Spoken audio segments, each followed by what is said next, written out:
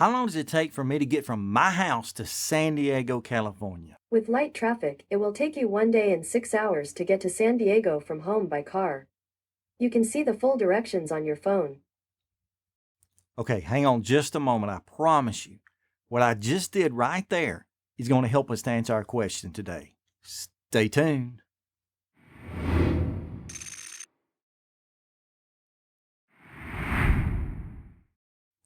Hey folks, welcome to Transplant Helper again today. My name is Jim Burrell, and what I just did right there by asking Google how long it's going to take me to get from my house to San Diego, California, is actually going to help us to answer our question today. And that is very simply stated, Jim, how long does it take for me to recover from an organ transplant? And I want to tell you up front, that answer for every single one of us is different for the same reason that the answer to the question I just asked here is going to be very different one to another. And it all has to do with two factors, really mainly in the beginning of that. What is the location where you are starting? You know, every one of us start our transplant journeys at different places. For example, I started my transplant journey really almost 44 years ago as an infant, as I was born a congenital heart patient. However, there are many of you out there, probably the majority of you as a matter of fact, who did not start your journey that far back. As a matter of fact, I've got a number of you who view this program on a regular basis. You know your stories, and your story basically consists of the fact that you were going along, rocking along as if nothing was wrong, hunky-dory, life was perfect, and then boom, in an instant, the blink of an eye, snap of a finger, everything changed. Maybe it was a heart attack. Maybe it was some sort of virus that came into your body and attacked your organ and caused it to fail, and that ultimately caused you to need a transplant. So each and every one of us were different in the location where we start. Just like I would start in Alabama, headed towards San Diego, you're going to start somewhere totally different, okay? And in the end of that, and the next part of that is very simple also to illustrate,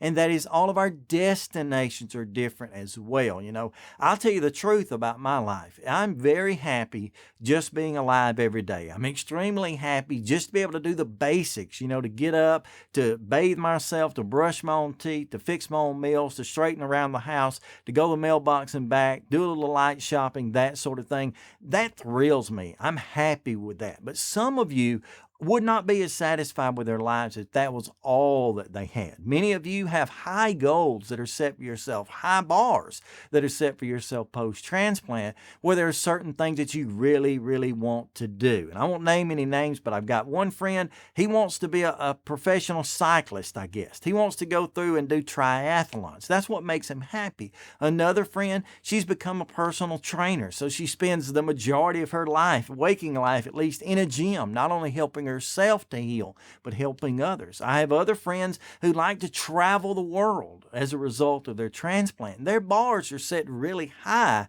and so they may not be as satisfied with, say, the same destination that I've reached in my life. And so what really factors in there before anything else is the location where you start and the destination where you end. Just like that illustration there with Google, for every one of us, that's going to be different. But with that in mind, I want to try to answer that question as accurately as I can by saying, yes, we're all different, but in some senses, we're all the same. And that is, we're all the same in that our bodies have to heal, okay? I know that our mental state right after transplant may be that you open your eyes, you wake up, you catch a deep breath, and you're so excited about life that you just think that you can hit the ground running and that you'll just, blow this life out of the water now and you'll be doing everything that you want to do. And I hope that's the case, but we have to keep in mind that that healing process, what your body's doing on the inside, where that organ is making those connections, where your body, especially your immune system, are making some adjustments, getting used to having that new organ inside of it, that is a major, major healing process that we need to understand. I'll tell you a story that happened to me. I know exactly when this was. This was about 3 weeks outside of transplant. I'd gone to my transplant clinic, I guess by that time, 6 times times because we went twice a week and all. And I was sitting there in front of Dr. Talaj, my main transplant doctor, and I said, Dr. Talaj, I'm just not happy. I'm not doing what I want to do. I don't feel good. I still feel terrible. I'm beginning to wonder if I should have even gone through with this process. I don't remember what all I told him, but I was complaining about my recovery. He stopped me in my tracks. He said, Mr. Merle, Jim, I want you to stop right now. Quit complaining. Keep in mind that you've been sick for over 30 years. Don't expect to be better in 3 weeks. And he was exactly right. I think that was one of those moments where I just need to be put in my place or shaken a little bit and reminded what my body was going through. He went on to explain to me, which was true, that a lot of the reason I was so fatigued and a lot of the reason I was so worn down is because so much was going on the inside, kind of behind the scenes, if you will, where my body was healing and making those connections and dealing with the potential for rejection. And of course, all the medications that were coming on board, there was just a lot that was changing at that point. So I had to accept right then that I wasn't going to be completely brand new and all better just in a matter of a few weeks. And you need to accept that as well. If you're someone who's facing transplant or just coming out of transplant right now, I want to tell you, it's totally worth it and things will get better and you will get stronger. And I encourage you to do that. But keep in mind that your body is going through a major recovery process here. And it's going to take some determination and some effort on your part, as well as some patience on your part, in understanding it's not going to be better overnight. Okay, so I like to tell people, and I realize some people don't want to hear this, but I like to tell people that when it comes down to a major transplant like a heart, any of them are major, but I mean, I'm telling them about my heart transplant, that I expect it to take about a year.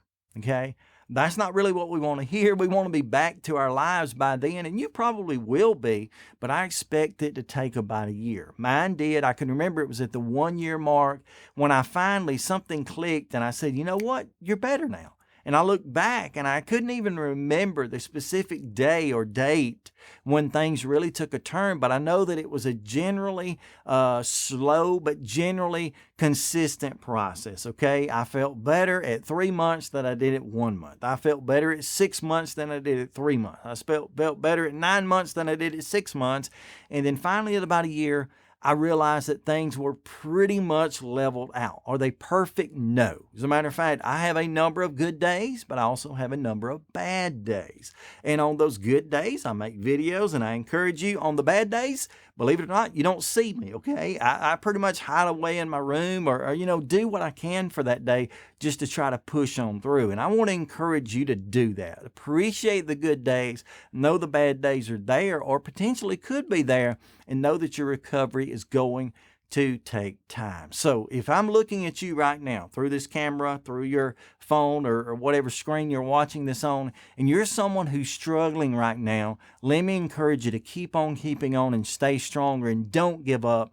Things will get better. If you're someone who's really having a wonderful day, a great day, then you help me out. Reach out to your friend, to your neighbor, whoever it is that you've gone through this journey along beside, and encourage them that it will work for them as well. So is there a real answer to this? No. It all has to do with your location and your destination, where you start, where you want to finish, and it has to do with just how patient you can be during this process. I appreciate you joining me today, and until next time, stay stronger, friends.